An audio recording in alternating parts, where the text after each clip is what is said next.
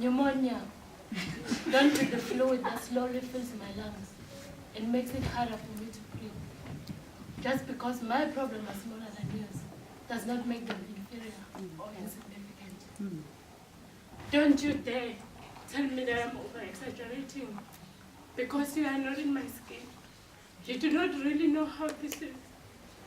Just because you've gone through millions of months of problems and successes does not mean my achievement are measly or amount to nothing. Just because you are numb now does not mean you should numb me too.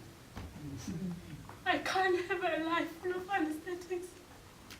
Just let me be.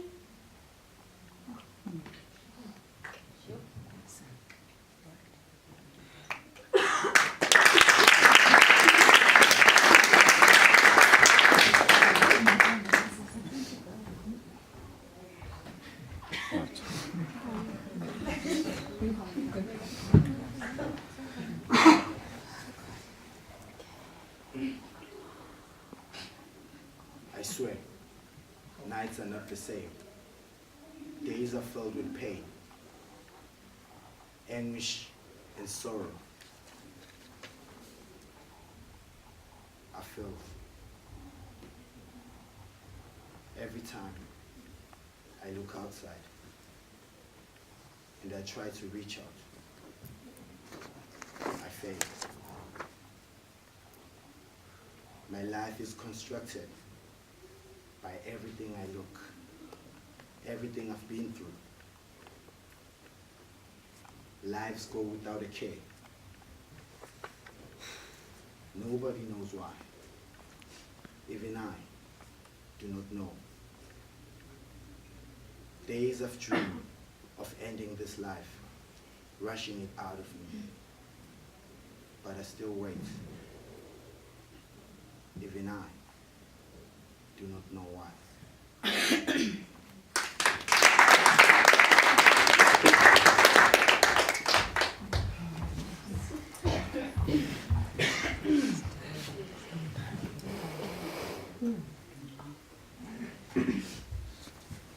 No spider struggles to create the beautiful. His tinsel axe knows mathematics in the dark. A Michelangelo of air who weaves a theory that states the ultimum on a head.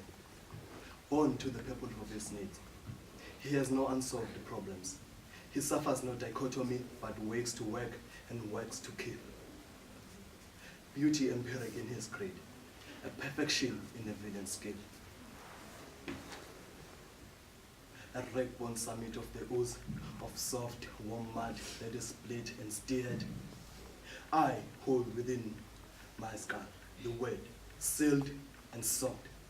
Yet my hands, fashioned with artifice, not Willy Webb, but witless strength.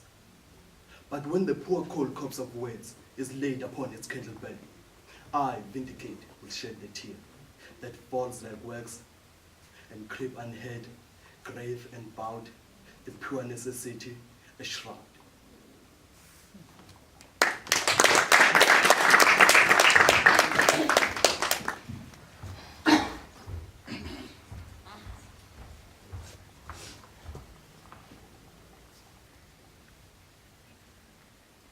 A woman's word. When she walks in the room, she wants people to stop and stay. Not because they're whispering, what is it she's wearing? What's up with this hair? But because she looks consecutive and chic from head to feet. She knows those spiked heels and that look at me blouse will make all men arouse. She knows that look may cause conditions tense, but how she's dressed boasts confidence. She's not trying to be somebody else. She's being original. She's being original.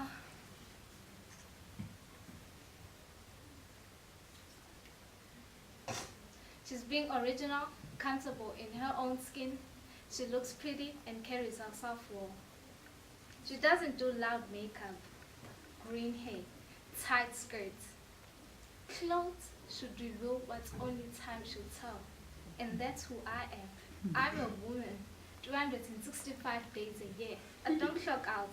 Okay, I may be crazy and joke around, but I never forget. forget that I am a lady. So girls, get it right. For a real woman is a woman for real at all times.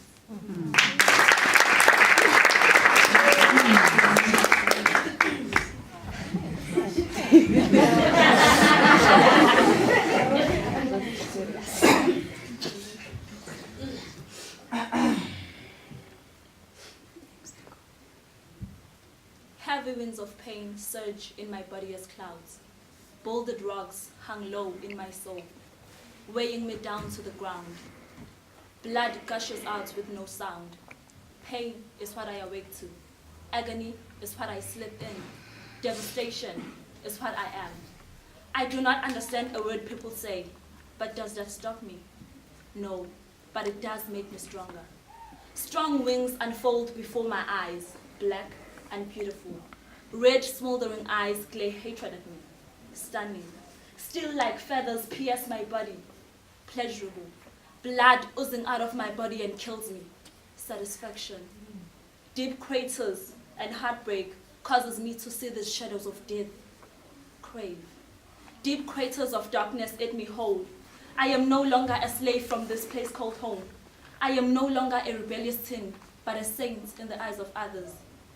I may have lived this long, but soon, very soon I hope, I will pass on as the rest before me. Life is what gives you the problems, but it's what you do with it. You take control, learn today, teach tomorrow, and you plan ahead.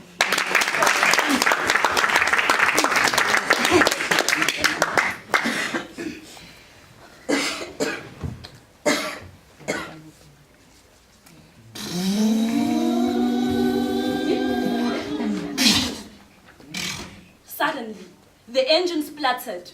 The car shuddered and stopped. Koshka looked at the fuel gauge. Oh no, Aunt, I've run out of petrol. Relax, I'll brew some tea. This is not time for a foul tea. Mourned Koshka.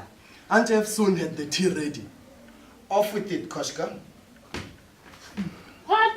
He said, but he did as he was told.